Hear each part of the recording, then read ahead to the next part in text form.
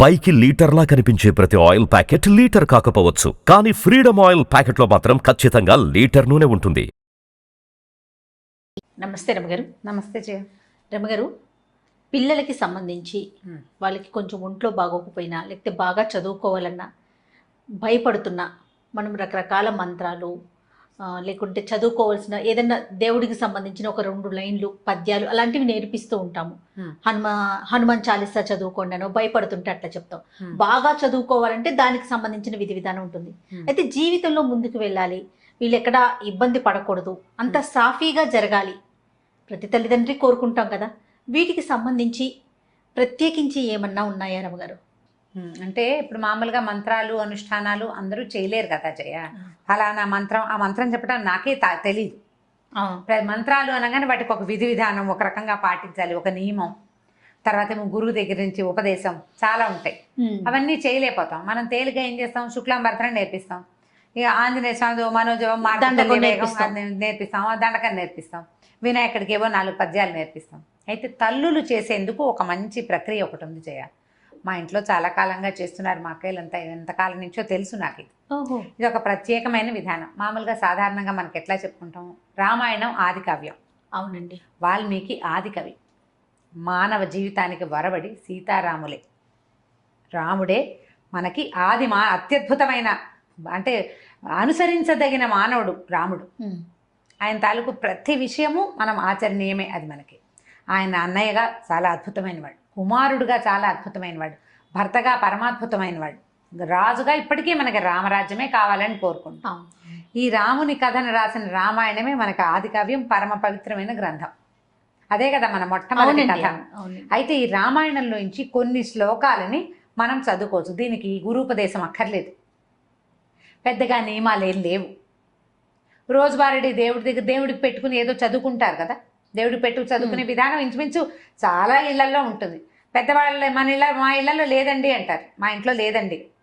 లేకపోయినా కూడా ఈ రోజుల్లో ఏం చేస్తారు, ఇలా 4 మంచి చాగంటి వారివని, తర్వాత సామవేదం వారివని ప్రవచనాలు విని దీపం పెట్టుకోవాలని, దేవుడికంటూ ప్రత్యేకంగా ఒక గూడు పెట్టాలని, సాయంకాలం అయ్యేసరికి కాస్త ధూపం వేయాలని అందరూ నేర్చుకుంటున్నారు.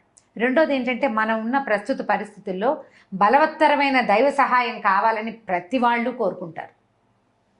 అది నేను పెద్దగా నమ్మను అని బయటికి చెప్పినా నమ్మకం అనేది లోపల భాగాల్లో ఉండేది, లోపల ఉంటుంది. అది ఎవరికి చెప్పక్కర్లేదు కూడా. అవును, నేను ఫలానా చేస్తాను, నేను మా ఇంట్లో దీపం పెట్టుకుంటాను, నేను రోజు దీపం పెడతాను అని ఎవరికైనా ఎందుకు చెప్పాలి? నేను అన్నం తింటాను అని చెప్పం కదా మనం. సహజంగా జరిగేది. దీపం పెట్టుకోవటము, దండం పెట్టుకోవటము కూడా అత్యంత సహజమైనవి. దండం పెట్టుకోవడం సహజం, దీపం పెట్టుకోవడం కూడా అలాగే మరీ సహజం.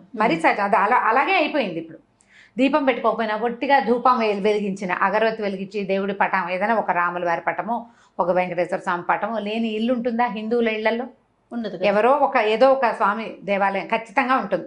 ఓ బాబా గారని, ఒక వినాయకుడని, ఓ కృష్ణుడని, ఓ రాముల వారని, ఓ నరసింహస్వామిని, ప్రతిమైనా ఉంటుంది. ఖచ్చితంగా ఒక్క దేవుడి ఫోటో అయినా ఉంటుంది. ఏ శుక్రవారమో శనివారమో ఎప్పుడో ఒకప్పుడు ఓ దండం పెడతాం. ఏదైనా భయం వేసినప్పుడు దేవుడా అని దండం పెట్టుకోవడానికి కూడా ఒక ప్రతిమ కావాలి మనకి. అవును. ఇట్లా ఎంతో కొంత చేసుకునేవాళ్ళు. దేవుడి కోసం ఏదైనా చేసుకోవాలి ప్రత్యేకంగా, పిల్లల భవిష్యత్తుకి బాగుండాలి అంటే రామాయణంలో కొంచెం ఒక ప్రత్యేకమైన ఘట్టంలో సీతాదేవి చెప్పిన 4 శ్లోకాలు చాలా అనుసరణీయమైనవి, ఆచరణీయమైనవి. సులువు, కష్టం ఏమి లేదు. శ్లోకాలు కష్టం కాదు. ఇది ఏ సందర్భంలో అమ్మవారు, ఇది సీతా అమ్మవారు చెప్పారో చెప్దాం. సుందరకాండ అంటే ఎప్పుడు, ఇది సీతా అన్వేషణప్పుడు ఆంజనేయ స్వామి తదితరులు బయలుదేరారు సీతాదేవిని అన్వేషిస్తూ. రావణాసురుడు సీతను తీసుకెళ్ళిపోయాడు. రామలక్ష్మణులు ఇద్దరు కిష్కిందకు వచ్చి సుగ్రీవుడితో స్నేహం చేశారు.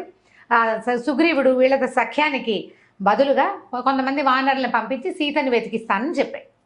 ఈ సీతాదేవిని వెతకడానికి బయలుదేరి 4 పక్కలకి భూమి 4 చెరగలా వెతుకుతూ ఒక సమూహం, ఆంజనేయ స్వామి, అంగదుడు, తర్వాత జాంబవంతుడు కలిసి ఉన్న సమూహం ఏమో సముద్ర తీరానికి వెళ్ళింది. అక్కడ వాళ్ళకి సంపాతి అనే ఒక గద్ద వల్ల, జటాయువు యొక్క అన్నయ్య ఆయన వల్ల సముద్ర లోపల ఉన్నటువంటి లంకలో ఒక స్త్రీని ఈయన తీసుకెళ్ళాడని తెలుసుకున్నారు. అక్కడి నుంచి ఏం చేశాడు ఆంజనేయ స్వామి, మిగిలిన వాళ్ళంతా మేము ఇది దూకగలము, దాటగలము అని ఒక్కొక్కళ్ళు చెప్తున్నారు. మేము ఇంత దూరం వెళ్ళగలం, సముద్రాన్ని దాటగలం ఒక గంతులో అంటే. ఆంజనేయ స్వామి నిశ్శబ్దంగా కూర్చుంటే ఈయన జాంబవంతుడు ఏం చెప్పాడంటే, మనందరికంటే కూడా ఎక్కువ శక్తిశాలి ఆంజనేయుడు, నువ్వు వెళ్ళగలవు అని ఈయనకి ఈ కిష్కింధ కాండలోనే ఇదంతా ఉంటుంది. సుందరకాండ స్టార్టింగ్ ఏంటంటే ఆంజనేయ స్వామి తన శక్తిని జ్ఞాపకం చేసుకుని ఇక్కడి నుంచి ఎగిరి లంకానగర ప్రవేశం చేయటం. పూర్తిగా ఆంజనేయ స్వామి యొక్క తెలివితేటలు, ఆయన గొప్ప, ఆయన శక్తియుక్తులు, ఆయన యొక్క ఎంత ప్రభావాతిశయాలు కలిగిన వాడు, అవన్నీ కూడా మనకు సుందరకాండలో కనపడతాయి. ఈయన అక్కడికి వెళ్ళాడు, సముద్ర లంఘనం చేశాడు, లంకిణిని పడగొట్టాడు, అశోకవనంలో సీతాదేవిని చూసి ఇప్పుడు రాజును చూడాలి, ఈ లంకకి రాజు ఎవడో అతన్ని కలుసుకోవడం కోసం అశోకవనాన్ని ధ్వంసం చేసేసాడు. వాళ్ళు పట్టుకున్నారు, వచ్చిన వాళ్ళని కొంతమందిని సంహరించేశాడు. అక్షకుమారిని సంహరించి బ్రహ్మాస్త్రానికి కట్టుబడి, అది కూడా కేవలం బ్రహ్మయందు గౌరవం వల్ల, అంతేగాని బ్రహ్మాస్త్రాన్ని కూడా ఆయన కట్టుబడ్డు. ఆయన ప్రధాన లక్ష్యం ఏంటి? రాజును చూడాలి. బ్రహ్మాస్త్రానికి తల ఒగ్గి వెళ్ళాడు. వెళ్ళిన తర్వాత ఇది చెప్పాడు, మీ సీతాదేవిని మాకు ఇచ్చేసేయి అని. రావణాసురుడు ఒప్పుకోవాలి, చంపేయమన్నాడు. అయితే దూతోనవత్స్య అని చెప్పాడు విభీషణ్, దూతను చంపకూడదు అంటే నిజం చంపకూడదు. అయితే ఇది వచ్చింది దూత మానవుడు కాదు, వానరం. వానరానికి ప్రధానమైనది ఏమిటి? తోక. ఆ వాలానికి నిప్పంటించండి, దీని రోగం కుదురుతుందన్నాడు ఆయన. ఈ వచ్చిన ఆంజనేయుడిని ఒకడు సముద్రం మొత్తాన్ని లంఘించి 100 యోజనాలు దాటగలిగిన వానరం సామాన్యమైనది కాదన్న ఇంగితం పడలేదు రావణాసురుడు. వ్యామోహం అలాంటిది. వ్యామోహం, తన శక్తి మీద ఆయనకున్న అపారమైన విశ్వాసం, నమ్మకం, దాంతో తోకకి నిప్పంటించారు. ఈయన ఏం చేశాడు? తన తోకకి నిప్పంటితే ఊరుకోకుండా లంకకి నిప్పంటించాడు. ఎప్పుడైతే ఈ వచ్చిన కోతికి, అశోకనవనాన్ని పాడు చేసిన కోతికి తోకకి నిప్పంటించారని తెలిసిందో సీతాదేవి వెంటనే అగ్నిదేవుణ్ణి ప్రార్థించింది. ఇది ఎక్కడుందంటే సుందరకాండలో 53వ సర్గలో ఉంది. 28, 29, 30, 31 4 శ్లోకాలు. ఈవిడ ప్రార్థించింది అగ్నిదేవుణ్ణి. ఇది పిల్లలకి ఎట్లా కనెక్ట్ చేస్తారు అంటారు ప్రశ్న. ఇప్పుడు ఆవిడ అగ్నిదేవుడిని ఏమని ప్రార్థించిందంటే, ఆంజనేయుడు పట్ల చల్లగా ఉండు అని. అగ్ని దాహకత్వమే అతని లక్షణం, కాల్చటం ఆయన గుణం. అవునండి. ఒక వానరము తోక, దాని నిండా వెంట్రుకలుంటాయి, వీళ్ళేమో నూనెలో ముంచిన బట్టల్ని చుట్టారు, కాల్చకుండా ఉంటుందా? ఉండదు. అంత ప్రచండంగా కాల్చవలసిన అగ్నిని నా యొక్క పాతివ్రత్యం వల్ల, నేను ఎలాంటి దాన్నో, నా గొప్ప, నా భర్త, నేను, మా లక్షణాలు, నన్ను కాపాడడానికి వచ్చినవాడు, నన్ను కాపాడాలని కంకణం కట్టుకున్న సుగ్రీవుడున్నాడు, ఇదంతా నిజమైతే నువ్వు అతనికి చల్లగా ఉండాలి అని చెప్పింది. రాముడి గురించి చెప్తుంది. యద్యస్తి పతి శుశ్రూష యద్యస్తి చరితం తపః యది చాస్తి ఏకపత్నీత్వం శీతో భవ హనుమత అని. సీత కాదు, సీత మెలికస. యద్యస్తి పతి శుశ్రూష, నేను నా భర్తకి శుశ్రూష చేసి ఉంటే, యద్యస్తి చరితం తపః, నేను చేసిన తపస్సు ఏదైనా ఉంటే, యది చాస్తి ఏకపత్నీత్వం, నా భర్త ఏకపత్ని వ్రతుడైతే, సీతోభవ హనుమత, ఆంజనేయుడికి చల్లగా ఉండు అని. ఎట్లాంటిది? రాముడి క్యారెక్టర్, సీతాదేవి క్యారెక్టర్. భగవంతుడు భగవతి, దేవుడు దేవి, వాళ్ళ యొక్క గొప్పతనమే ఇందులో ఉంది. ఆవిడ అడిగింది, ఇట్లా చెప్పిందనమాట. తర్వాత ఎదికించిది అనుక్రోశస్తస్య మయ్యస్తి ధీమత ఎదివా భాగ్యశేషో మే సీతోభవ హనుమత. ఎదిగంటే నా పట్ల నా భర్తకి బాధ ఉంటే, నా మీద అనుక్రోశం, అయ్యో నేను ఇలా తప్పిపోయాను, నేను నన్ను ఎవరో తీసుకుపోయారన్న దుఃఖం నా భర్తకు ఉంటే, ఆయనకు ఉందా లేదా? ఎంత బాధపడుతున్నాడు సీతాదేవి కోసం. వాడి మహా నరకం అనుభవించాడు రాముడు ఆమె లేకపోవటం వల్ల. ఎదివా భాగ్యశేషం, నా గనక కొంచెమైనా అదృష్టం ఉంటే ఇతనికి చల్లగా అవ్వాలి నువ్వు. బా, ఆవిడ అదృష్టం ఏమిటి? ఆంజనేయ స్వామి రావడం. ఏడాది సమయం ఇస్తే ఏడాది లోపలే ఆమెను వెతుకుతూ ఒకడు రావటం, ఆ వచ్చిన వాడు ఈమె ఇక్కడ ఉందని వెళ్ళి వెనక్కి వెళ్ళి చెప్పడం, వాళ్ళంతా వచ్చి ఈమెను రక్షించడం, సంవత్సర కాలంలోనే ఆవిడ అదృష్టమే అది. ఆవిడ ఏడాది టైం పెట్టింది, ఏడాది తర్వాత అయ్యి ఉంటే ఈవిడేమయ్యేది? కథ మారిపోయేది కాదు పూర్తిగా. ఎది మాం వృత్త సంపన్నాం తత్సమాగమలాలసాం సవిజానాతి ధర్మాత్మ శీతోభవ హనుమత. ఇప్పుడు నేను ఎలా ఉన్నానంటే, భర్తని కలుసుకోవాలన్న ఇదే ఉంది నా మనసులో. అది ఉన్నట్లయితే, నాకు నా భర్తని ఎంత కోరుకుంటున్నానో నా భర్తకి తెలిసినట్లయితే, నువ్వు ఆంజనేయుడికి చల్లగా ఉండు, సీతోభవ హనుమత, ఆంజనేయుడికి చల్లబడు. ఇప్పుడు రాముల వారికి సీతాదేవి మీద ఎంత ప్రీతి, ఎంత ప్రగాఢమైన అనురాగం ఉన్నాయో సీతాదేవికి అంతే లెవెల్లో ఉంది.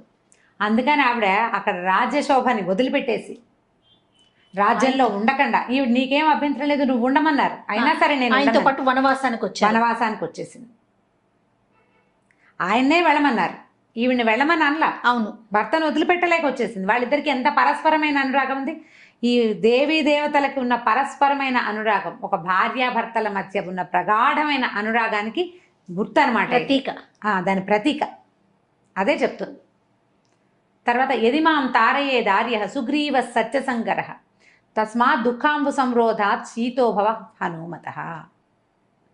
నా దుఃఖం ఆగడానికి నన్ను కాపాడాలని సత్యసంధుడైన సుగ్రీవుడు ప్రయత్నిస్తూ ఉంటే ఈ దుఃఖాన్ని అణచుకోవాలి నేను, ఈ దుఃఖం అణగాలంటే నువ్వు ఆయనకి చల్లగా ఉండాలి, ఆంజనేయుడికి. నా దుఃఖం పోవాలంటే సుగ్రీవుడు వచ్చి నన్ను రక్షించాలి. ఇప్పుడు ఇతను వెళ్ళాలి కదా, నేను రక్షించబడి అక్కడికి వెళ్తే నా దుఃఖము కష్టము నన్ను కాపాడాలని సత్యసంధుడైన సుగ్రీవుడు ప్రయత్నిస్తున్నాడు, ఇది జరగాలంటే నువ్వు చల్లబడు అని అగ్నిదేవుణ్ణి ఆజ్ఞాపించింది. ప్రార్థించినట్టు చెప్తారు.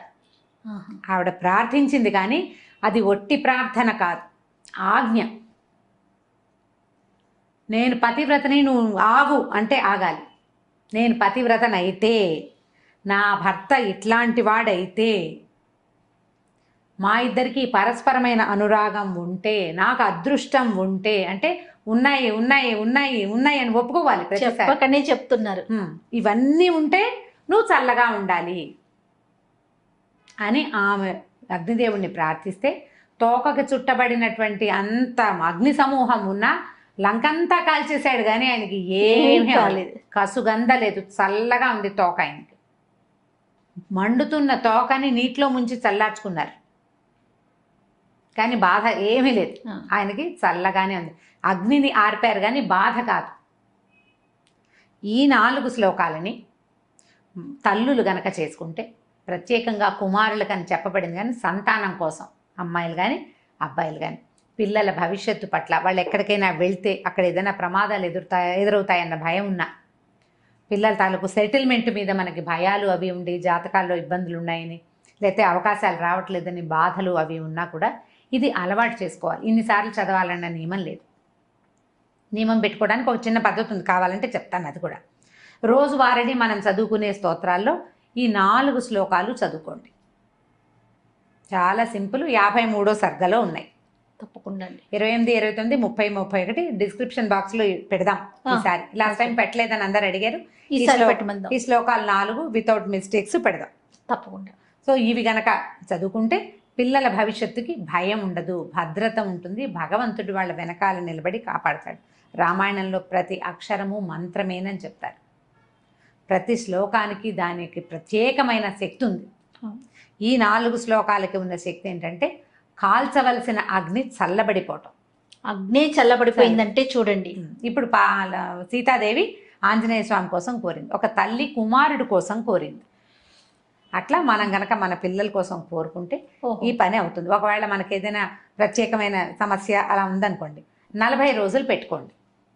అది ఎట్లా చేయాలంటే ఈ పిల్లల జన్మ నక్షత్రం నాడు మొదలుపెట్టి 40 రోజుల పాటు రోజుకి ఇన్నిసార్లు అని, అది మీరు 11 సార్లు పెట్టుకోవచ్చు, 21 సార్లు పెట్టుకోవచ్చు, 40 సార్లు కూడా పెట్టుకోవచ్చు. ఈ 40 రోజులు అయిన తర్వాత ఎక్కడైనా ఒక ఆంజనేయ స్వామి దేవాలయంలో పానకం చేయించటము, ఏ వడమాల వేయించటము, ఆకుపూజ చేయించటము, అట్లా ఏదైనా చేసుకోవచ్చు. నిత్యము ఇట్లా 40 సార్లు అట్లా ఎక్కువ సార్లు చేస్తారనుకోండి, ఓ చిన్న గ్లాసు బెల్ల పానకాన్ని నివేదనగా పెట్టండి ఆంజనేయ స్వామికి. చాలా ఫలితం లభిస్తుంది. వీటితో పాటుగా శ్రీరామనామాలు చదువుకోండి. ఇవి చదివాక శ్రీరామ జయరామ సీతారామ అట్లా తారక మంత్రాన్ని కనుక చదువుకుంటే ఎక్కువ సార్లు మంచి శాంతిగా ఉంటుంది, చాలా ఉపయోగపడుతుంది. ఇప్పుడు మనం ఎలా అంటే ఇలా ఏదైనా ఒక శ్లోకాన్ని ఒక స్తోత్రాన్ని సొంత విషయాల కోసం వాడుకోవచ్చా అని ప్రశ్న వస్తుంది సాధారణంగా. తప్పకుండా వాడుకోవచ్చండి. మహర్షులు మనకు అందించింది మన జీవితాలు బాగుపడటం కోసమే. ఇప్పుడు దుర్మార్గుడైన కుమారుని కాపాడాలని అలాంటి భావాలతో ఉన్నా కూడా పిల్లలకి సజావైన ప్రవర్తన. కరెక్ట్.